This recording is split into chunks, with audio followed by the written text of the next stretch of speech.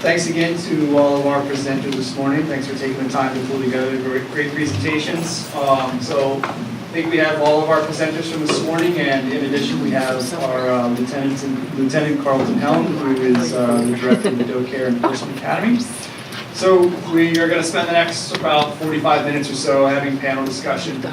We intentionally set up the agenda so that this morning you heard a lot about what we're doing here in Hawaii, give us the opportunity to share some information about what's going on here, what's working, what we're having challenges with. And then this afternoon we want to kind of transition into more hearing about what our partners are doing in their jurisdictions, what maybe they're struggling with. But we want to take this time now in the panel to transition into that two-way dialogue. So we could take questions, but as you formulate questions, maybe try to think about what's going on in your jurisdiction and how it may, this information from Hawaii may transfer. Before we start, I wanted to give Carlton a few minutes to go ahead and give a little bit more in-depth overview of the DOCARE Enforcement Academy that's going to be starting soon.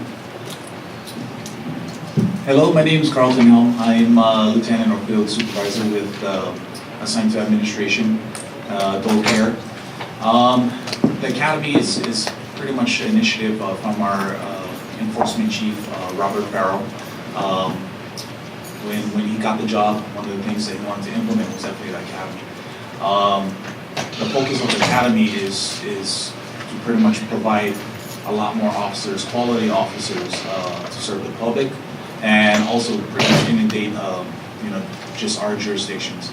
One thing we've been hearing from the community, from our partners, is definitely not having enough officers. It's almost to a point where it's cliche. So we're trying to check that box, and one of the initiatives is the Academy. The Academy will definitely do that. We have two different types of Academy, and this is something that's pretty consistent and standardized throughout the United States with other conservation and wardens division. Is we got our lateral academy, which was brought up the question where having applicants with law enforcement background, would it still be eligible? Yes. So that would be your lateral academy. To qualify for that, you would have to have at least a year's worth of law enforcement experience. But with that, we're kind of limited with our pool and our applicants. So one thing we wanted to do is provide an entry-level academy, which is approximately 7 months. Our lateral is approximately 9 to 10 weeks, just because they got the basic law enforcement or the fundamentals of law enforcement. And what we're trying to do is just steer them in a direction of conservation enforcement and the different interpretation of Hawaii statutes to Hawaii administrative rules. So we got our lateral, we got our entry level. Entry level, pretty much we want to provide opportunities to applicants or to people who do not have any law enforcement experience. The more we interact with the public, the more we engage with the community members, there's a lot of interest, especially with our younger groups, and a lot of them want to, they foresee their career path and their lives in conservation law enforcement. The only thing is they have to get some kind of law enforcement experience, which is a big fault to us. So that will provide us an opportunity to get these qualified applicants. And in the law enforcement world, it's a young man's game, especially in the field of conservation enforcement and game warden. You're in a dynamic environment. You're not in a metro area. You're either in the mountains. You might be doing enforcement with the use of helicopters. You're going to be on a boat, unstable environment, environmental stressors. And for me, I've been in law enforcement for a little more than 17 years, and it starts to get taxing. You start to feel it. So that's where, with that experience and knowledge, we kind of want to pass on to these younger guys and gals. And also this academy, it pretty much, we have a standardized curriculum and training, and also it's going to be fluid with our adaptive times. And this is not just restricted to our applicants or recruits, but this is also a platform for our 10-year officers where we can have recall training. And this is an avenue where we can get up to date and get our tenure officers the qualified training. Great, thanks, Carlton. So the Academy will give you guys opportunity to recruit new officers with maybe not law enforcement backgrounds, but maybe biology backgrounds, hunters, fishers, and then also help you continue to train your officers that are already on board. Yes. Great. All right, any initial reactions or questions related to the DOCARE Academy or anything you've heard related to enforcement, things that Ian talked about or things that Luna talked about that maybe you didn't have an opportunity to ask while after they presented? I think we got microphones. We're trying to videotape, so.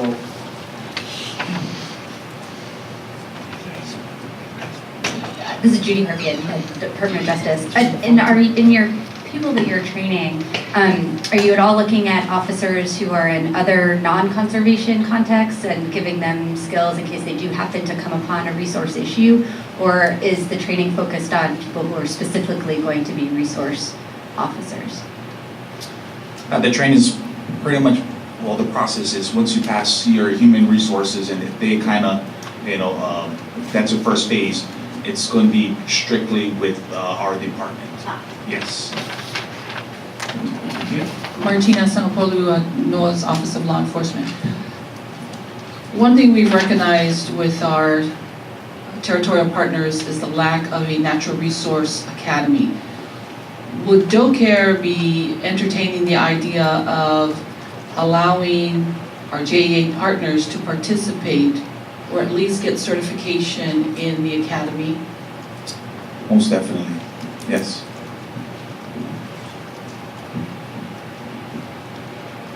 Any questions from our jurisdictional point of contact partners? Whitney?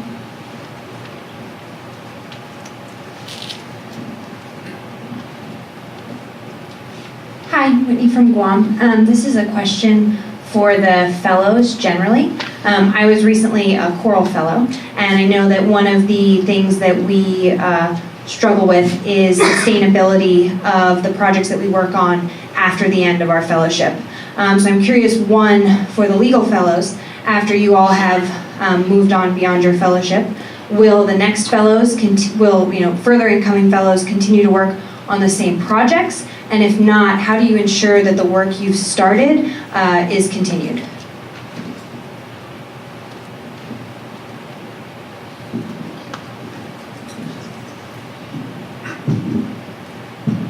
So when I became the Marine Law Fellow in 2013, there had been a few fellows before me. Fortunately, we had someone at the division who was kind of overseeing the work of the legal fellow, who was able to communicate. There was a gap between Wayne Tanaka, the previous fellow, and when I started. So a lot of the projects he was working on, the rulemaking projects, were on hold. But when I took on the fellowship, I was able to learn from our staff, what kind of projects he was working on, where we were in the process. They got me up to speed and I was able to run with it. Now, I think for a lot of our other fellowships, and maybe the other fellows can add, we do memos for outgoing fellows to just update the incoming fellows on the important projects and their responsibilities.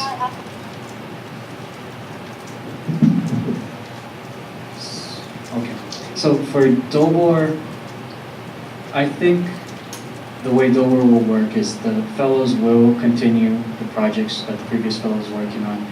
For DOBOR, it's largely what the administrator wants the fellows to work on. And so when I started volunteering under Maria, I was working on admin rule projects and she had me start doing enforcement action write-ups. And that carried over to me now where I'm continuing some of the admin rule projects she started, and I'm pretty much doing anything that needs to be brought in front of the board as far as admin rules and enforcement actions. And yeah, just to add to that, when I first came into the DOCARE Legal Fellowship position, there was a really great exit memo from a prior fellow, which really helped orient me as to what the projects were, what was finished, and what still needed more work. One example is with the prior fellow, Misha, had started a citation database, which was a really great spreadsheet that showed dispositions of all of our cases, and that is something that I have been adding to, and just an example of continuing a project of a prior fellow. Well, I saw in Todd's talk, he talked about marine debris. Todd talked about marine debris, and it seems very obvious that we're just having more and more marine debris. Is there any effort to do simple things like maybe put more trash cans at the different beaches? It seems that unfortunately the public is very abusive and leaves their plastic containers from sandwiches or puts their cigarettes out at the beach. And a lot of times on the weekends, it seems like there's more and more people using the beaches too. Maybe that's partly the tourists, not just our own population, but you go by the trash cans that are there and there's just trash dumped right next to it. So I'm just wondering if there's, what kind of efforts the department is making to address the issue of marine debris. And is there a way to the extent that the fishing boats, that whatever nets they use or things like that, they would have to be labeled? So I don't want to sound like I'm punting this off, but I think as far as trash on the beaches, that would be something we could bring up with the county when we talk about the marine debris, because the beaches, most beaches are going to be under county jurisdiction, and it would be up to the county to put in trash bins and things like that. As far as the fishing vessels, it sounds like that's a federal area where they would have to start regulating the kinds of nets and the processes that fishermen, how they handle their nets. But I'd heard about this, I wasn't involved in it, but we did the pilot project at the Alawai Harbor to put out recycling bins, and it actually started fights because people would want to collect the recycling to trade in for the 5-cent deposit. So we had to stop that program. Question up here? Do you guys have any examples where you have either established or preconceived incentive programs to kind of get the community jump started on the outreach side of things? So I know you guys mentioned like the splash program, and then you come back and smash them, right? So do you have something where like you put broadcasts on the radio to kind of tell people or get them more aware of this, or do you have it like in Native Hawaiian or anything like that? Like any incentive programs to get the community more involved? Buddha? So we don't really have incentives. We have the community trainings and workshops where we bring the officers out, and during that time we have the face-to-face with the officers. So it's a way to get people to, hey, you have issues in your area, we're going to bring on some officers, and we've listened to what you guys have said, so we'll have training on this, this, and this, which are most of the time the issues. So people come out and we have responses, not only from the officers, but from the managing agencies about what the issues are, and then we just sit down and have a workshop about, okay, so you guys have been talking about illegal commercial activity. Well, this is what DOCARE says is the rules, and this is how enforcement has been enforcing. So we kind of have workshops like that, so it's not really incentives. But do you see any room for that, like in the whole DOCARE program? Like eventually, is it even worthwhile, or is it something to consider? I would actually kind of want to turn that question around on you, because it is something that I think is a really interesting idea. So I wanted to ask you if you do anything like that in your jurisdiction. So I've worked with Western Pacific Regional Management Council, and they have extensive projects not only here in Hawaii but also in Guam, CNMI, and a few other of the smaller islands in the Pacific.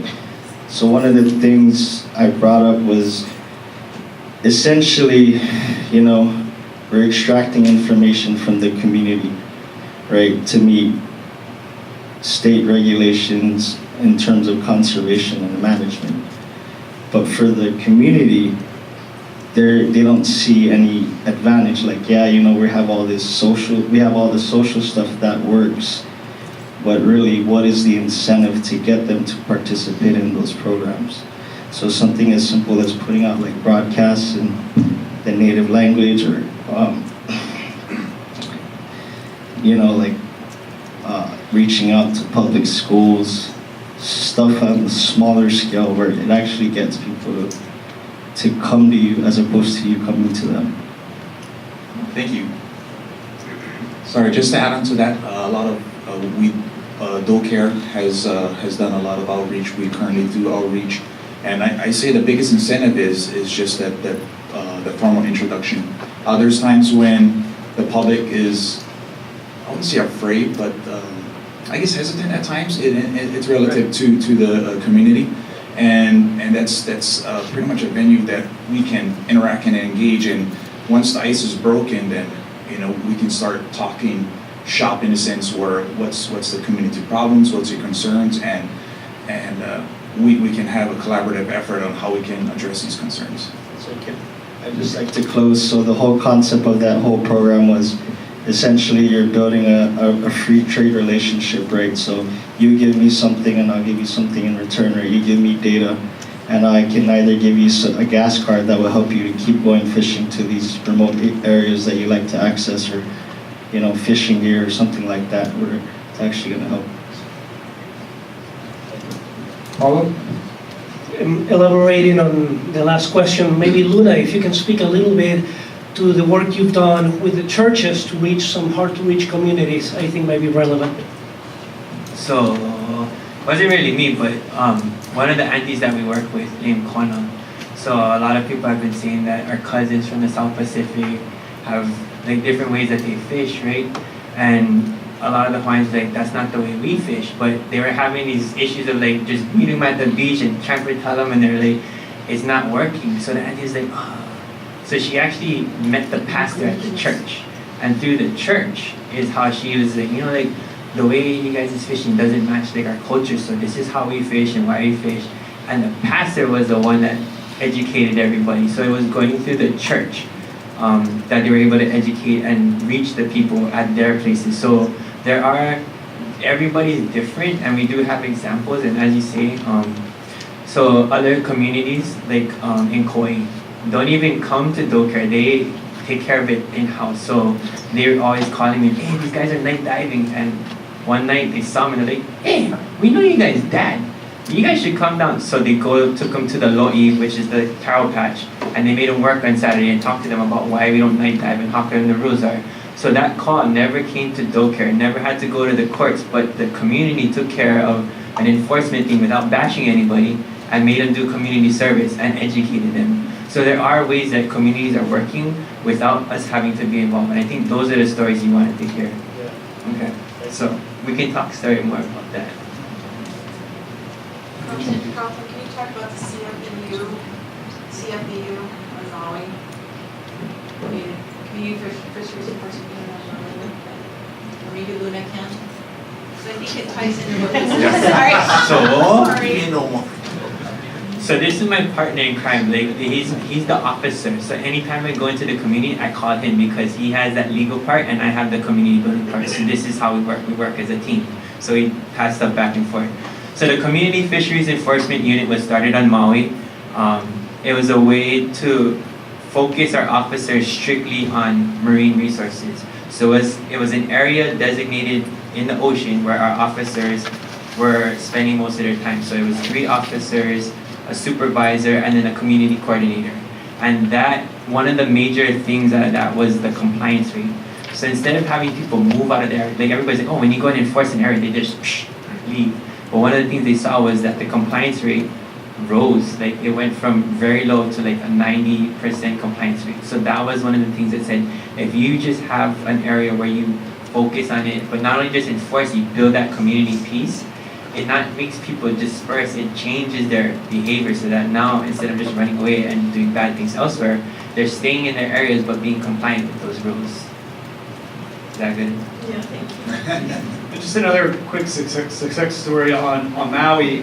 Through a cooperative agreement with the Coordinated Conservation Program, we funded some overtime, nighttime hours for DOCARE on Maui about 2 years ago.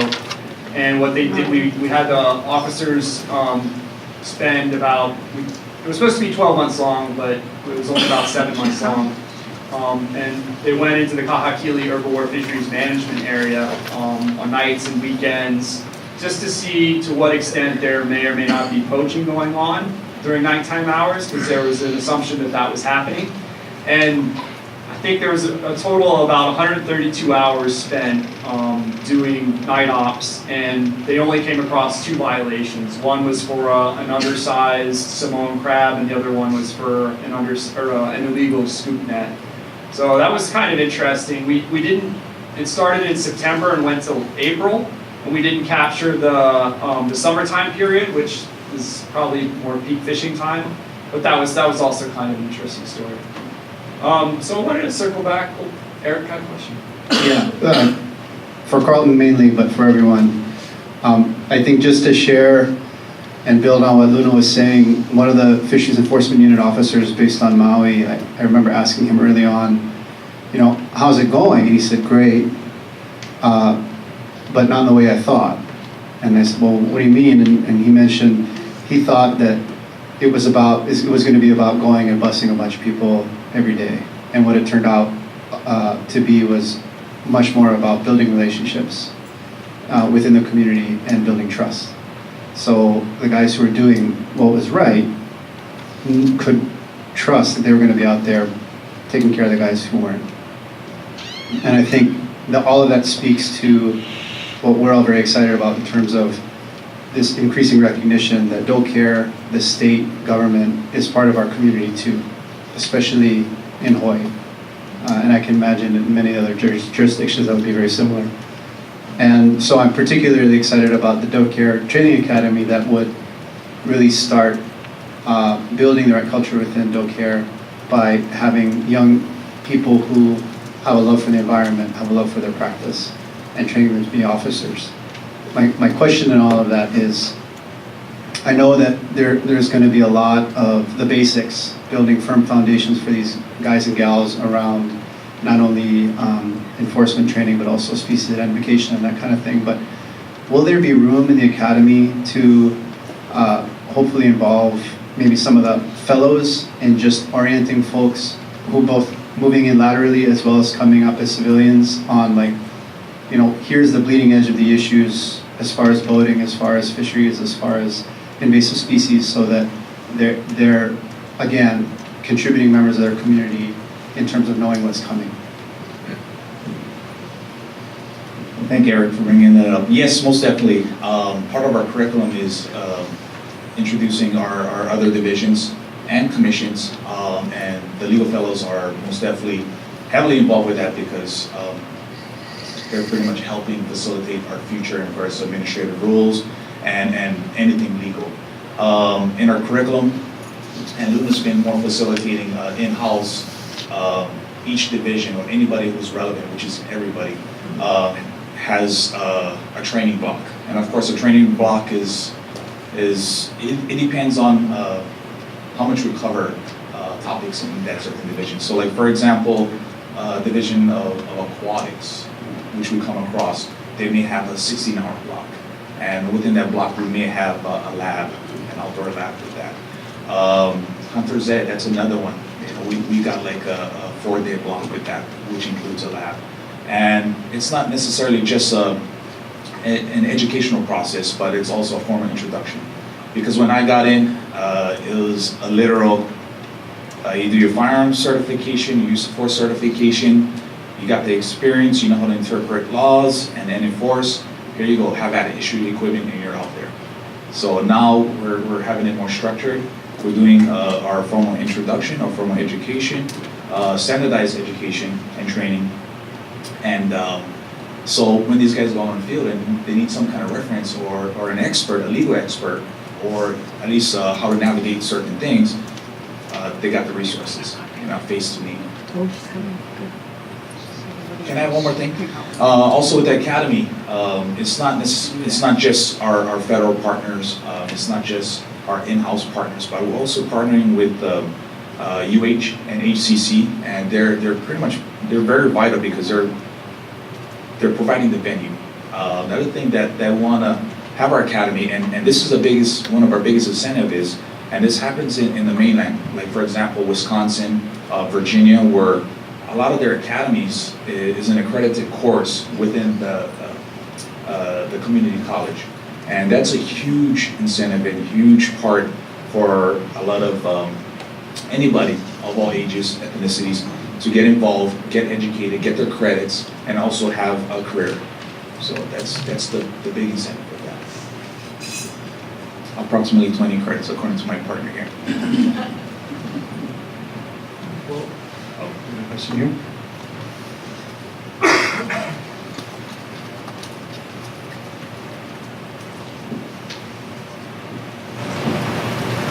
I wonder how the community-based management areas, I think it might have been on David's slides, differ in terms of the regulations and the enforcement, and if it has some of the aspect of the community buy-in that we were talking about earlier.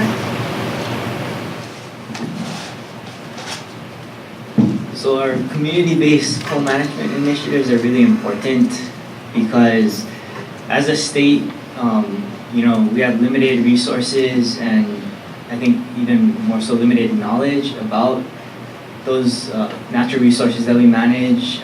There's a lot of rich traditional knowledge within the Native Hawaiian community regarding fish spawning seasons and traditional kapu or like no-take seasons or sizes, things like that. And so part of that program relies on the community to come up with proposed regulations that they have traditionally practiced.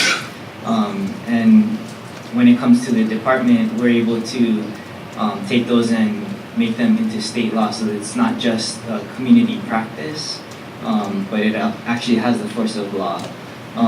So that's really important. As far as enforcement, we work with the communities to train them on reporting violations, but we don't commit to allocating more or specialized enforcements to those areas because our enforcement officers are spread so thin throughout the state, but we do help them build those relationships with their officers.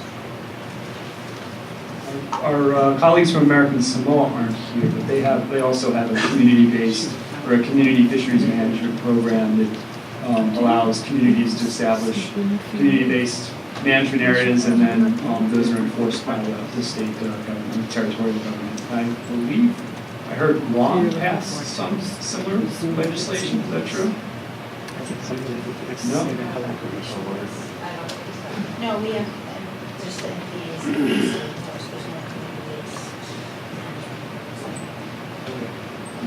That would be great, though. On the top row, we have a question there, and then we can come back to Director Fulton.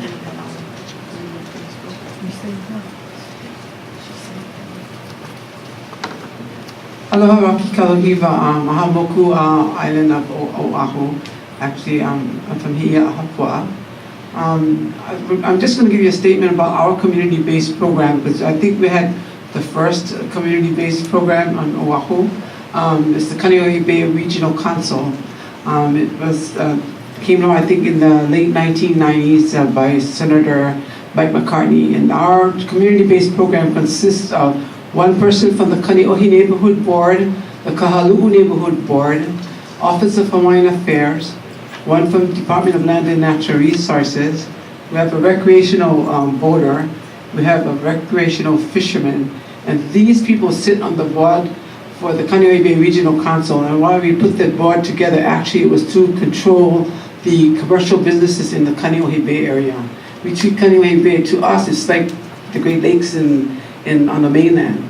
So this is our community-based program, and now, just recently, now that we have a new board on board, we're going to resume meetings. I guess it's quarterly meetings we have in Kaneohe.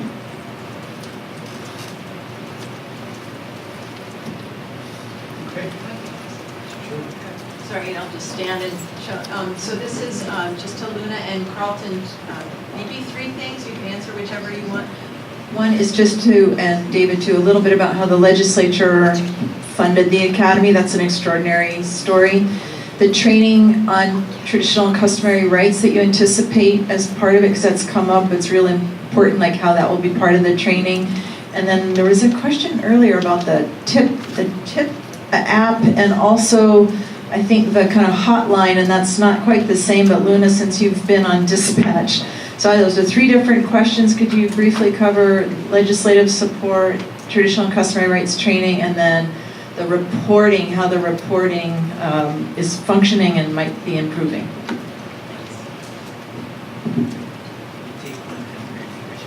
So to cover the legislative funding, all I was told is we got the funding.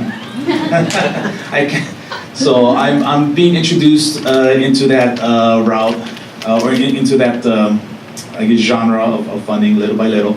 But yeah, we do have the funding.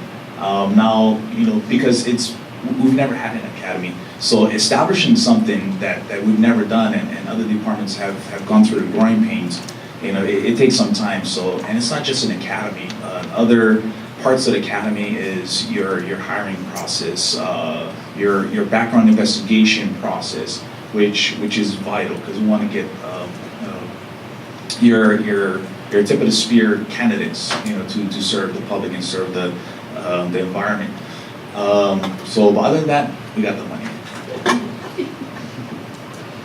That's the short and simple. So since he took the first one, I'll take the second and third. So the training with Native Hawaiian rights, so that actually came about as my partner and I got asked to go and sit with Malia Kutagawa in one of her classes. And as a trade-off, we were like, hey, if we go and sit with you and talk story, can you come and sit with our officers and talk story?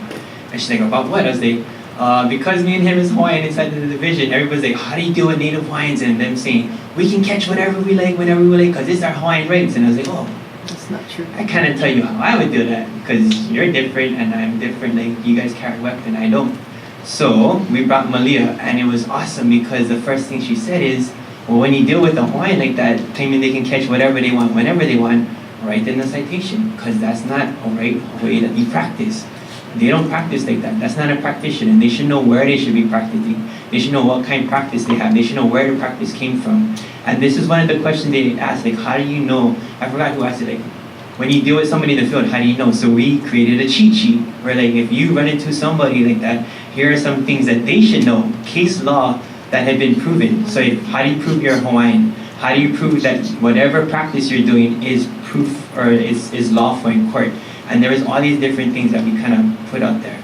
So now with our officers, with the academy, we went back to the same folks and was like, so we heard you guys talk about all these things. Can we have somebody come talk about hunting and fishing? And he named all the different things. So now I'm just the doer and we're just making all the connections across.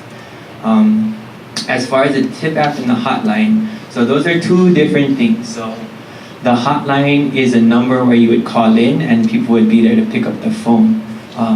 Originally we had hiccups because when you call from a different island, if your number was just a regular out-of-state number, it would come to Oahu. So we're getting all these different numbers coming here. So we had to fix how our phone system works so that each island can ding to that island. So if somebody's calling from Maui, it goes to Maui. Calling from Big Island, it goes to Big Island.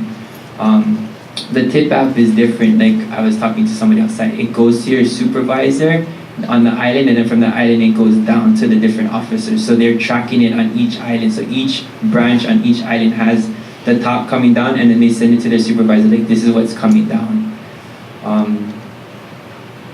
Okay.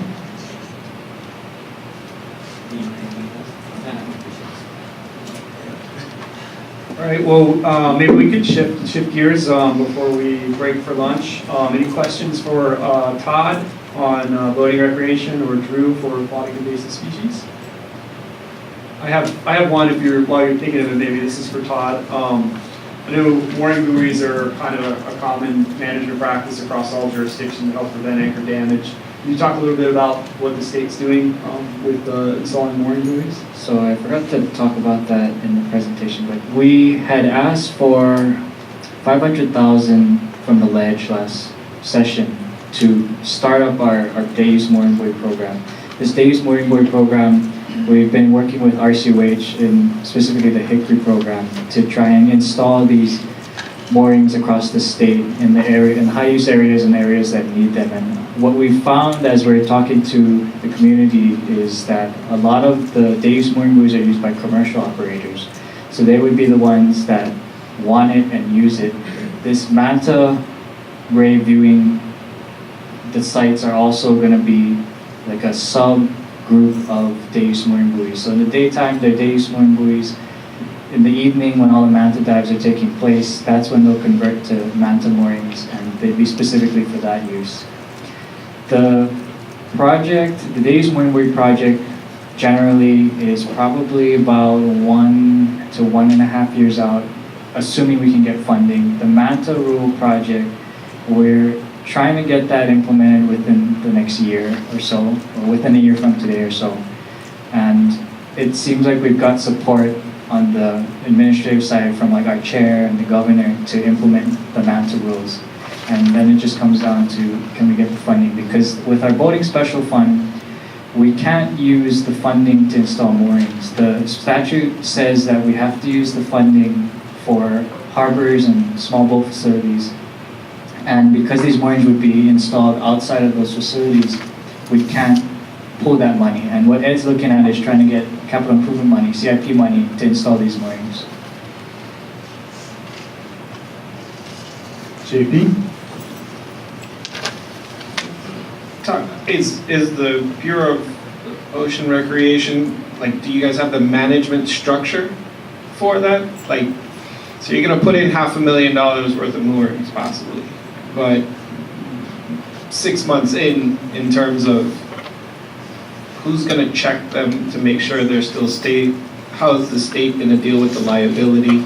What's the future management? Are you gonna have a management personnel within the office that's gonna oversee that on an annual basis, or, create whatever that management structure is? So we are gonna have a DMB coordinator position, and that position will be specifically to monitor and handle any issues that come up with these moorings. We've been working with RCOH. They put together a days mooring plan, and that takes into account the funding, the maintenance, the liability, and what we're looking at is the $500,000 should cover initial installation, and it'll also cover maintenance over the period of time. We're also looking at fees for permits for use of these, and mainly it's going to come from commercial operators, and the fees would help that program be self-sustaining. Last I heard from the DMB team, I think the amount was close to about $300,000, so $500,000 is a good overshoot to ask for, and if we get a little less, then we can still work with it. Okay, let's take one last question. Let's go. Yeah, I was going to say he has no question. It's a little specific, but I think it might be for Todd. So basically, I do a lot of outreach and I talk to a lot of fishermen and things like that. But one of the things is the flats fishing industry is definitely growing here. So basically, people are coming from all around the world to fish here, and we do have licensed, fly fishing captains and other licensed operators that take people out. But since there's kind of a flood of people coming here, it's opening opportunities for anybody to kind of make a website and take people out on their boat to go fish on the flats or anything like that. And so I guess I was kind of curious, how do they report that? So, because I know a lot of them are taking those matters into their own hands, because some of these areas are secluded out on the flats where you actually need a boat to get to. Sounds like the reporting is a question for David, but for the commercial operations side of it, we regulate that. They wouldn't be able to take people on these commercial tours without having a permit from us, but as it is now, it's unlimited, so anyone can come and apply for a commercial permit with us, and if they give us all the required information, we have to issue it to them. With the manta sites, we're looking at limiting how many permits we would issue, and that is going to be our pilot program. If that works, we might look at expanding that to other commercial operation aspects. And for vessel-based charter services, we require these charter guides to obtain commercial marine licenses, and with that comes a reporting of the fishing effort and fishing catch. right now, there's no requirement for shore-based charters, so guides that walk out from the beach. So that's not captured, but that's something that we could look into changing. Okay, I think that concludes our panel discussion. Let's have a nice round of applause for our panelists.